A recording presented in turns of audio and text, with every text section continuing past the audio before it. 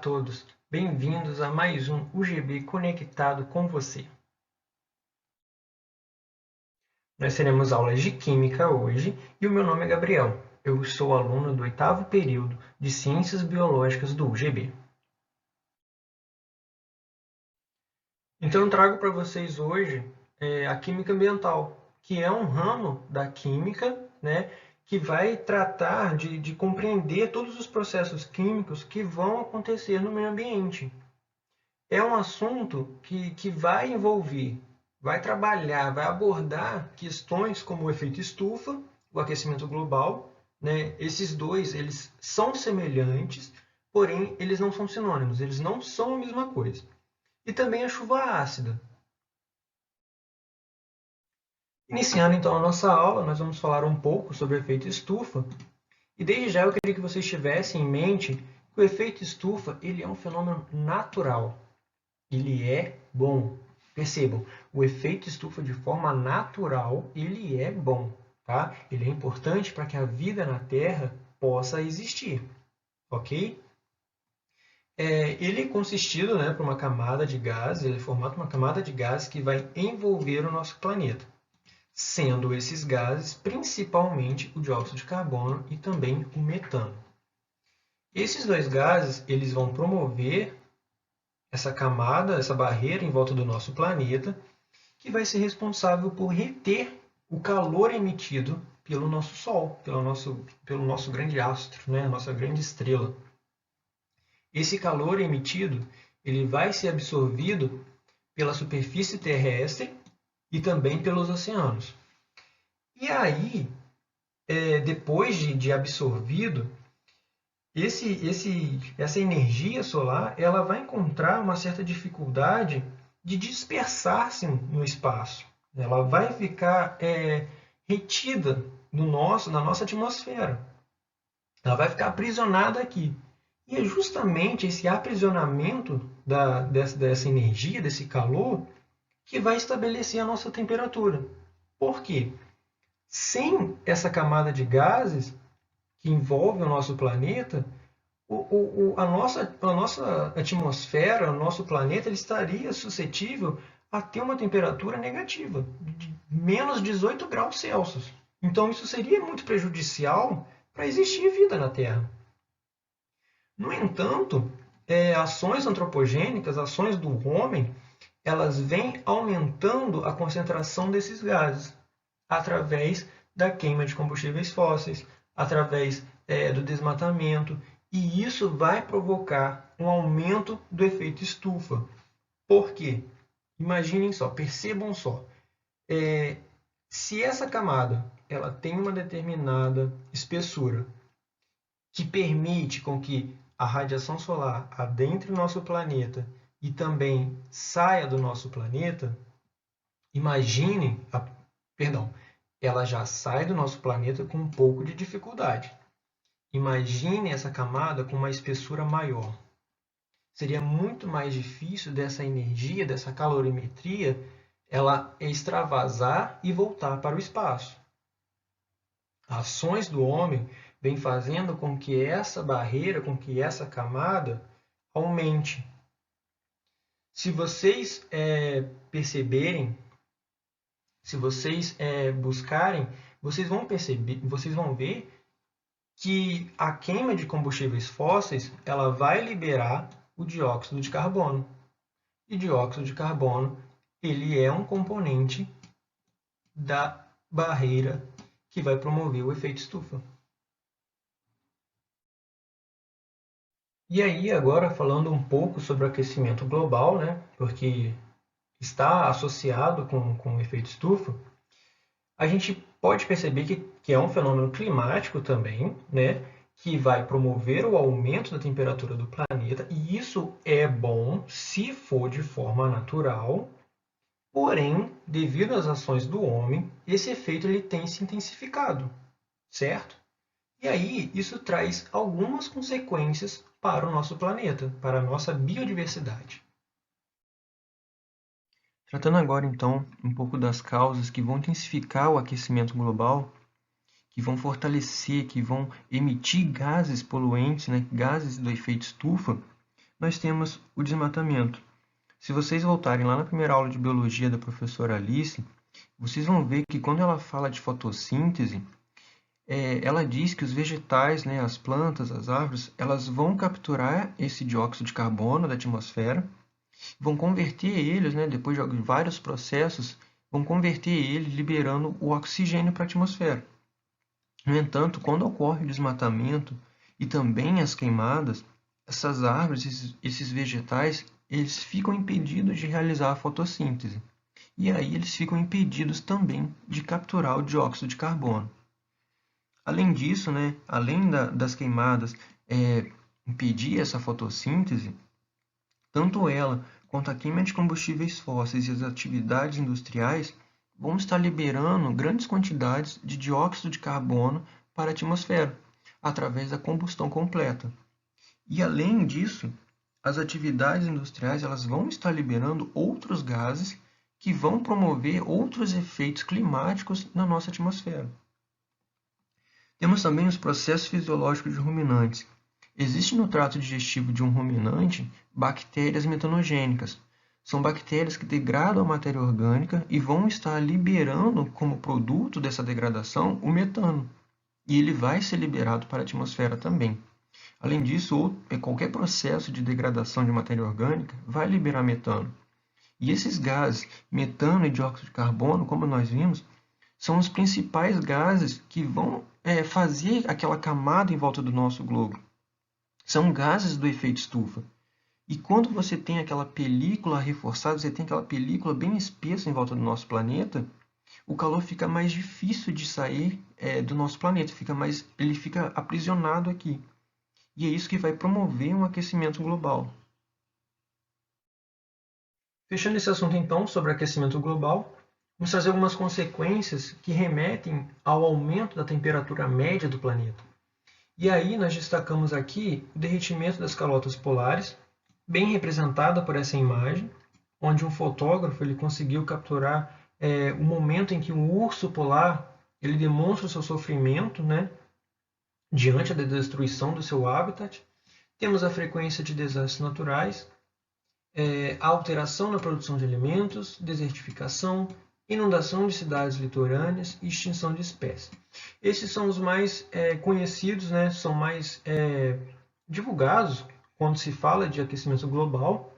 Porém, existem outros fenômenos que vêm acontecendo e ganhando força que antes quase não eram percebidos, como é o caso do El Niño.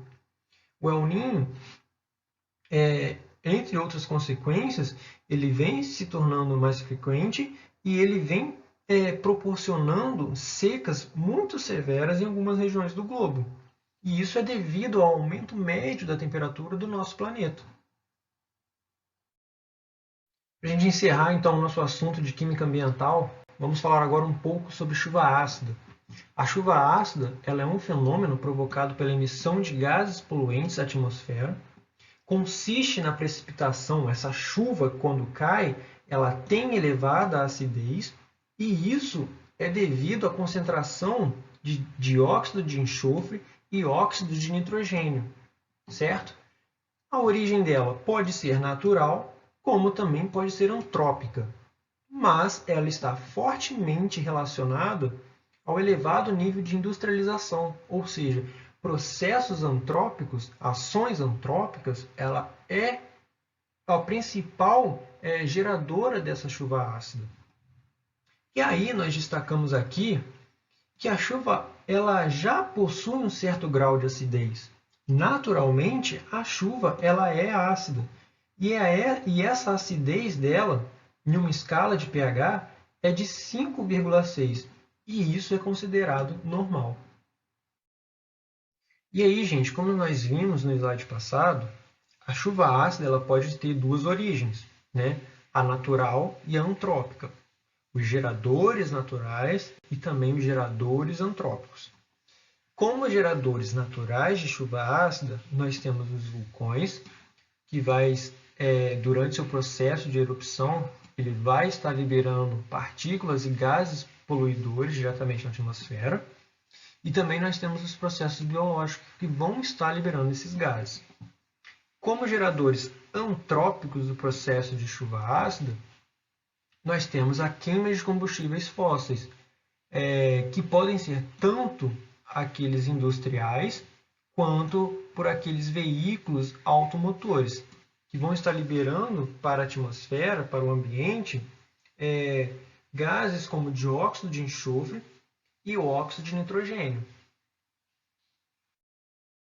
E aí, gente, mostrando nesse slide aqui, como que ocorre esse processo de acidificação da chuva? Não é só a liberação dos gases, eles estão no ambiente e quando chover vem a chuva ácida. Não, não é assim. Ele ocorre da seguinte forma: com a liberação de gases poluentes liberados por veículos automotores e também por indústrias, esses gases, essas partículas, esses elementos, eles vão ser carreados pelo vento, vão se juntar com gotículas de água, e aí, quando ela se encontra com a água, é que vai ocorrer o processo de acidificação. Ou seja, vamos lá, são liberados pela queima de combustíveis fósseis o dióxido de nitrogênio, é o NO2, que associado à água, né, que essa água ela está presente nas nuvens, ele vai se transformar no ácido nítrico, que é o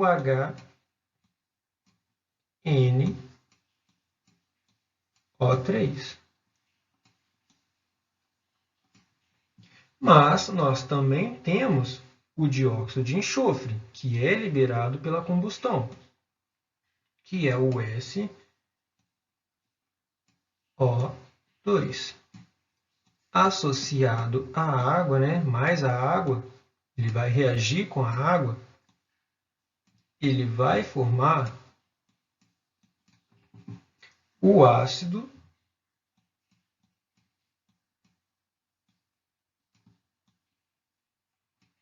sulfúrico, que é o H2SO3.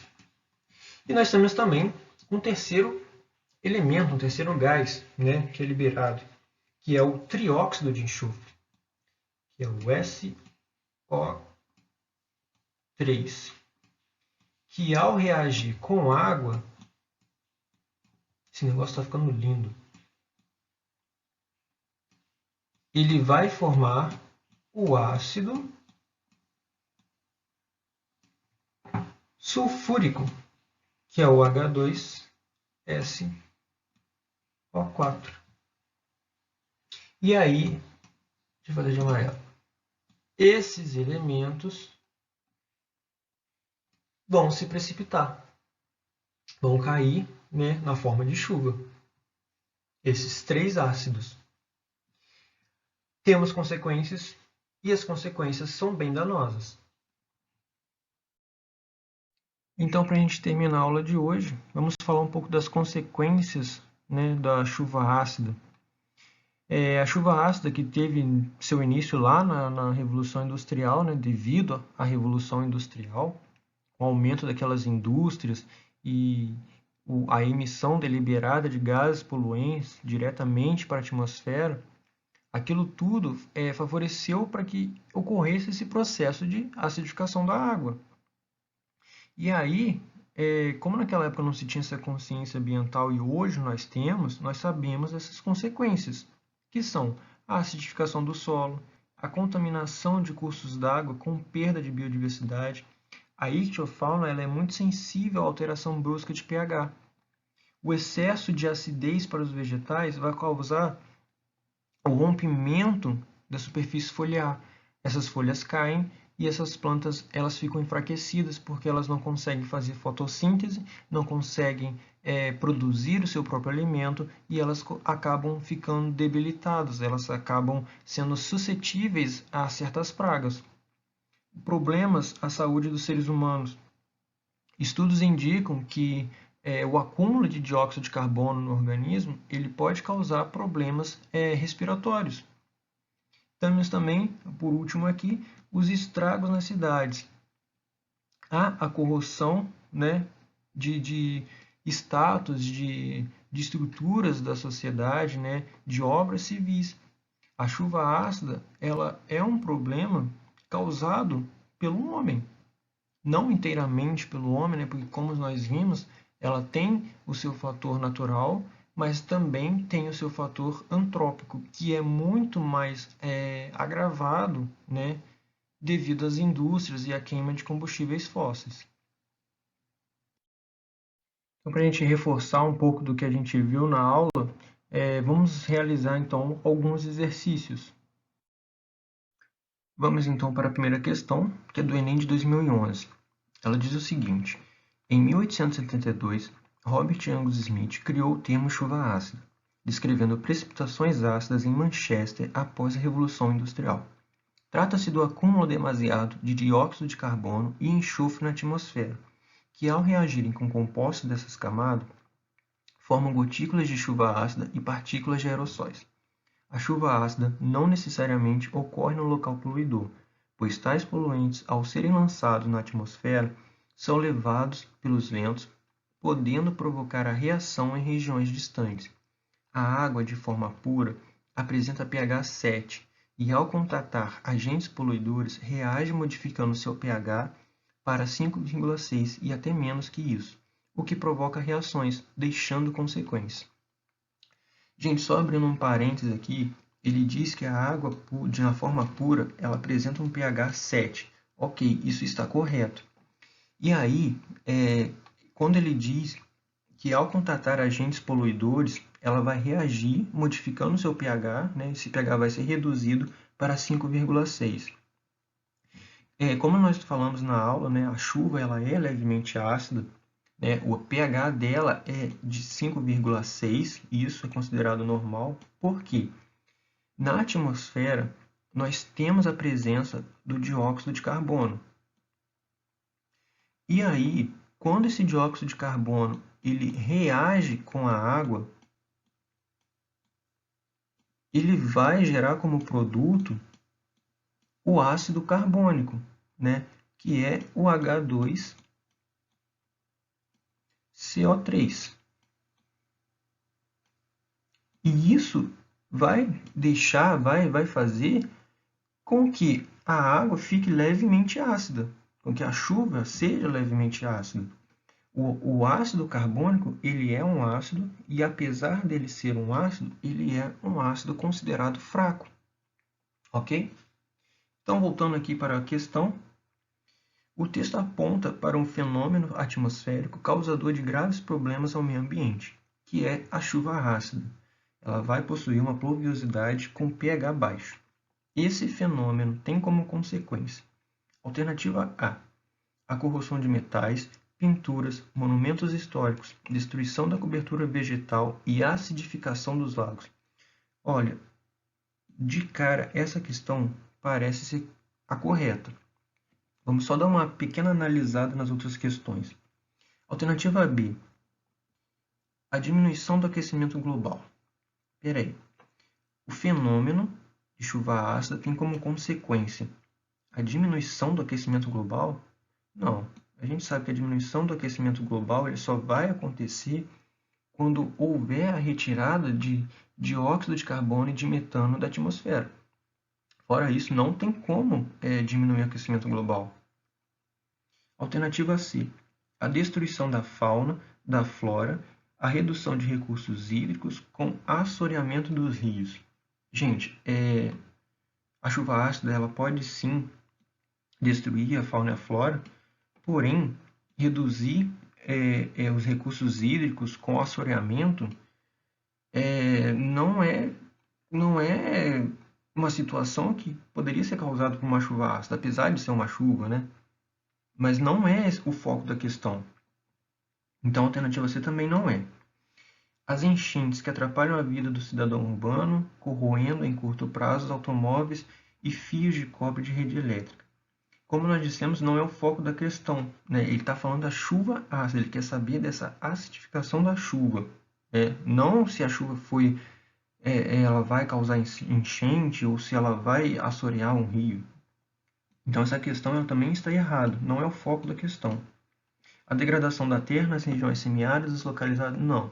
Também não é a letra E. Então, a questão correta dessa prova, dessa questão do Enem, é a alternativa A. A corrosão de metais, pinturas, monumentos históricos, destruição da cobertura vegetal e acidificação dos lagos. Alternativa A. Resolvendo mais uma questão, né? A última questão aí, que é do Enem de 2011 também, onde ela traz uma charge, um quadrinho, uma ilustração, que diz o seguinte: colocaram a culpa do aquecimento global nas vacas. E o que faremos? Culparemos as galinhas. De acordo com o relatório A Grande Sombra da Pecuária, de Livestock Long Shadow, feito pela Organização das Nações Unidas para a Agricultura e a Alimentação, o gado é responsável por cerca de 18% do aquecimento global, uma contribuição maior que a do setor de transporte. E agora nós vamos para a questão. A criação de gado em larga escala contribui para o aquecimento global por meio da emissão de: alternativa A, metano durante o processo de digestão, óxido nitroso durante o processo de ruminação, clorofluorcarbono durante o transporte de carne, alternativa D, óxido nitroso durante o processo respiratório, ou alternativa E, dióxido de enxofre durante o consumo de pastagem. Gente, como nós vimos na aula, já matando logo a charada, a alternativa correta é a alternativa A, porque o metano, durante o processo de digestão, como nós vimos, há presença, né, de bactérias metanogênicas no trato digestivo dos ruminantes, que elas vão estar degradando aquela matéria orgânica e vão estar fazendo a quebra daquele produto, né, e gerando o metano como consequência. Então, a alternativa correta é a alternativa A, metano durante o processo de digestão. Finalizamos então a nossa aula de Química. Caso vocês tenham alguma dúvida, né, entre em contato conosco. Aí está o nosso WhatsApp. Você vai entrar lá no UGB Conectados com você e vai poder tirar as suas dúvidas. Vocês podem nos seguir também nas nossas redes sociais, Facebook, Instagram, YouTube, Twitter. E aqui eu me despeço de vocês. Eu agradeço a participação de todos vocês e desejo sorte, né, nesse Enem. Boa tarde, vamos começar mais uma aula UGB Conectado com você. Sejam bem-vindos a mais uma aula de Biologia. Meu nome é Lidiane de Paula Silveira. O assunto abordado hoje será esquistossomose e terapia celular, que foi uma das questões que caíram no Enem. Vou falar um pouquinho agora da esquistossomose. Ela é uma doença parasitária causada pelo euminto Esquistossoma mansoni, que é conhecida popularmente no Brasil como barriga d'água. É transmitido por moluscos em águas poluídas com fezes humanas. Esses moluscos de água doce são do gênero Bionfalaria.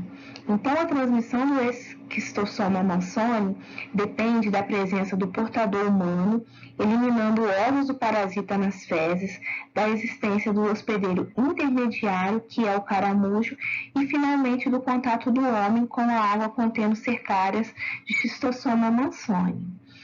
Esse verme ele se desenvolve dentro de caramujos que vivem em lagoas. O verme passa um tempo dentro do caramujo e depois nada livre nas águas da lagoa, penetrando na pele saudável de quem estiver na água. As pessoas se infectam ao nadar ou caminhar em lagoas de água doce. Vou falar um pouquinho agora do ciclo fora do homem. O homem infectado, ele deposita os ovos no meio ambiente através de suas fezes.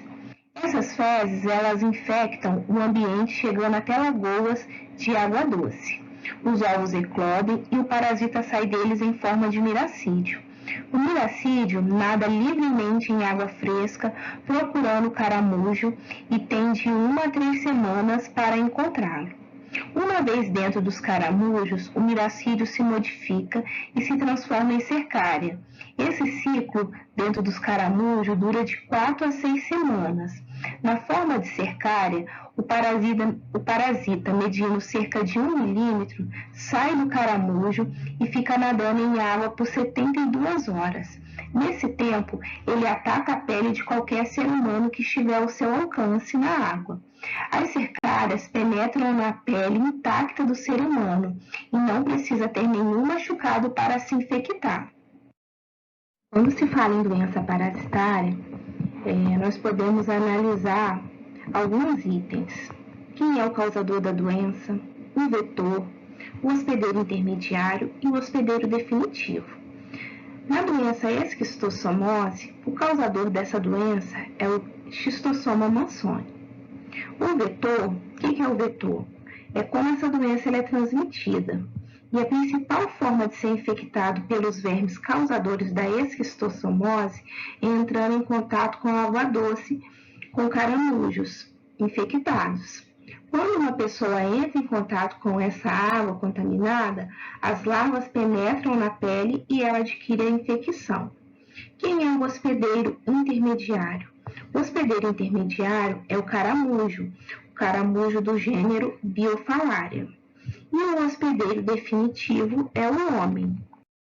Agora vamos para os exercícios. Essa é uma questão do Enem 2019. A esquistossomose barriga d'água caracteriza-se pela inflamação do fígado e do baço, causada pelo verme Schistosoma mansoni. O contágio ocorre depois que as larvas do vermes são liberadas na água pelo caramujo do gênero Biophallaria, seu hospedeiro intermediário, e penetram na pele humana. Após o diagnóstico, o tratamento tradicional utiliza medicamentos por via oral para matar o parasita dentro do corpo. Uma nova estratégia terapêutica baseia-se na utilização de uma vacina, feita a partir de uma proteína extraída do verme que induz o organismo humano a produzir anticorpos para combater e prevenir a doença. Então vamos lá.